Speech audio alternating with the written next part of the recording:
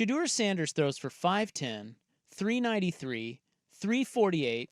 The Buffs are 3-0, and they come into Oregon and lose 42-6, and you're telling me that's because Oregon was that much better than Colorado? Something stinks. Something stinks. They clearly had... Clearly, they accessed their private practice video. Now, by accessing the private practice video, could you tell from that their offensive line was absolutely horse nears?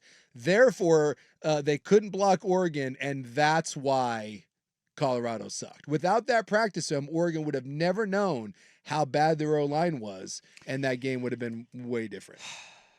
I don't know, man. Yeah, something's up. What's up, boss? You believe that? Someone's saying more likely Colorado got TCU's videos illegally. Yeah. It is interesting to see that Colorado, I mean, it's one of the more interesting teams in college football, because they went from kind of like a feel good story, and they weren't very good, and now everyone kind of hates them, and I still don't think they're going to be very good. And I think they completely turned over their roster last year, and they did it again. Is every year they're just this idea is let's bring in 60 new guys. It's fascinating. Well, look, this is a big nothing burger.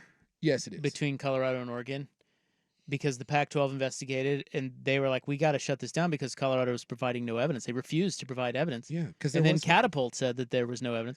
But, on the heels of the Connor Stallions thing, Connor Stallions was going the old-fashioned route, right? Mm-hmm. When teams have to signal in their plays, you can sit on the other side of the field and decipher them. Absolutely. And that's exactly what Connor Stallions did, which is highly illegal, right?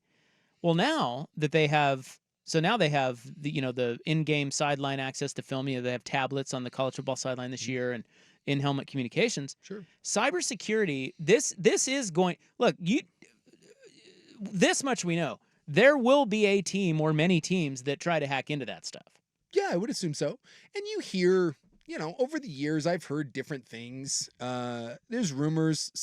Most of it is usually people shutting down comms during games.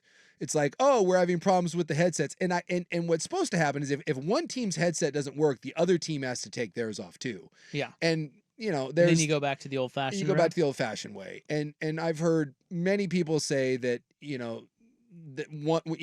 our comms never work, and they don't believe that the other team's shutting them down. I've heard some people accuse the other side of listening in, but I mean, even that, listening in real time, it's almost impossible in real time to make any sort of adjustment to that. Right. I mean, you'd have to be able to decipher that play. You'd have to be able to relay it down in real time. So even if someone was listening in, it'd be very hard to get it down in real time. But there's been rumors and people make wild accusations, but anyone that's involved in big time football, they're giant conspiracy theorists. We mentioned when we went down to see the first Oregon national title game, Chip Kelly had a guy on top of the roof with at practice with binoculars, and he was scanning the horizons. My offensive line coach was convinced. I think he had one binocular. He had one. He had like an old pirate, It's called a telescope, I believe. One of those retractable Johnny Depp Pirates of the Caribbean. My offensive line coach was convinced that everyone was watching us at all times, and it was just absurd. Like, we're playing New Mexico, and he would run someone off from staring through the fence at our practice field, and it would be like a 19-year-old co-ed. I'm like, I doubt that New Mexico is sending an undercover double agent up to Provo to study our jet age run sweep secrets on a Wednesday. Bob freaking Davey. But can't trust that guy. But my O-line coach was convinced is he still there? of it. No, it's now Bronco Mendenhall. Oh yeah, you're right. I think they lost though. Would one binocular be called a monocular? I'm serious. A monocular. Yeah, I don't know. Because it's a rangefinder, right? Mono. Oh, there you go. Yeah, could you use a rangefinder to spy on practice? You just pretend like, what? I'm just hitting golf balls. What? Your rangefinder, you're just in there zoning in on 240. it. Rip that one. It's no dumber than Connor Stallions with a fake goatee and spy glasses on. Hey, that looked nothing like him.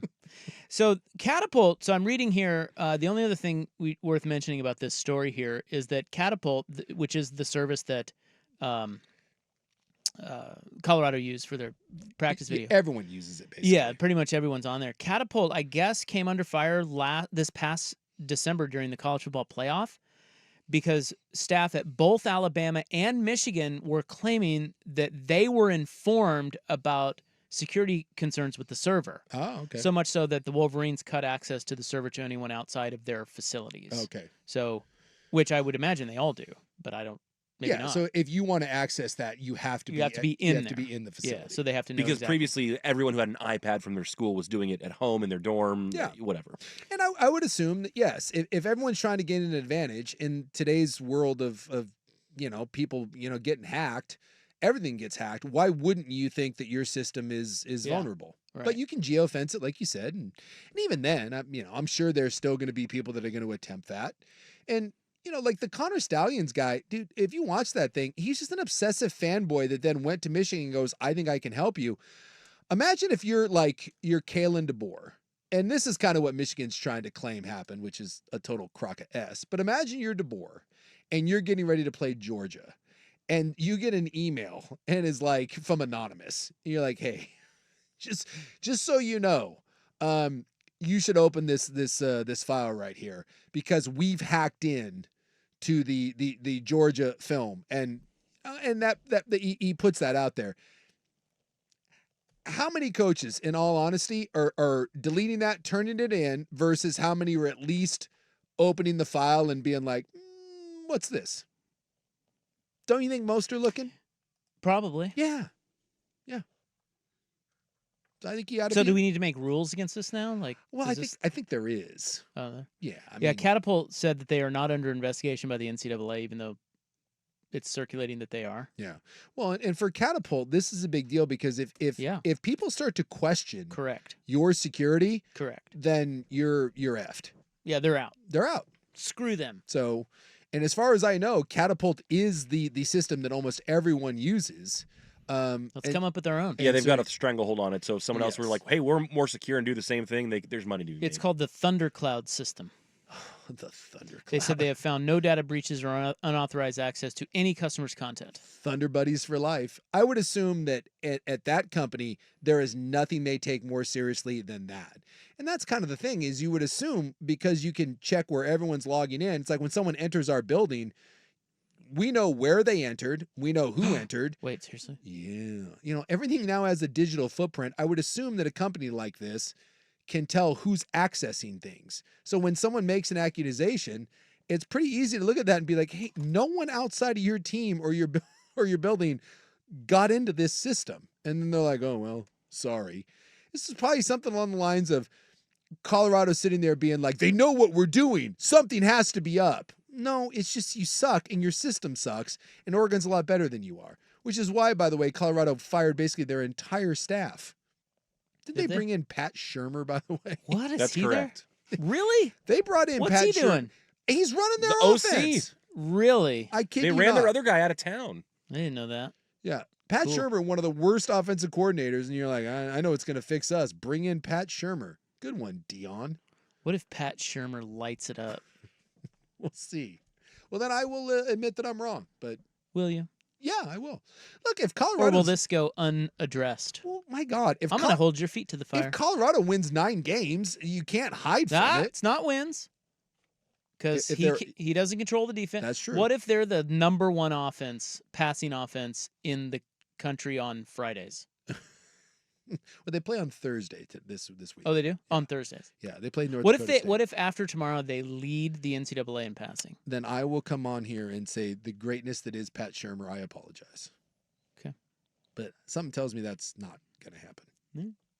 Just a hunk or a hunch or a hunk. Just a hunk. It's a hunk. Pat Shurmer's a hunk Oh, he's a hunk of burning poo. with a monocular. When you think about great offenses, do you think of Pat Shurmer? No, I only think of him. Was he with the Packers? I'm going to look and see where old Pat Shurmer has been. And then I think he was at Texas A&M. He's been a lot of places. Yeah, he's one of those guys that's bounced around. So Probably a pretty smart football guy, but last thing, he was the Old. offensive coordinator at Denver for 1 year with the Broncos. How'd that go? And then he was the head coach with the Giants for a year. How'd that go? Gosh, he was the head coach of the Giants for a year. Yeah. Pretty recently. Yeah.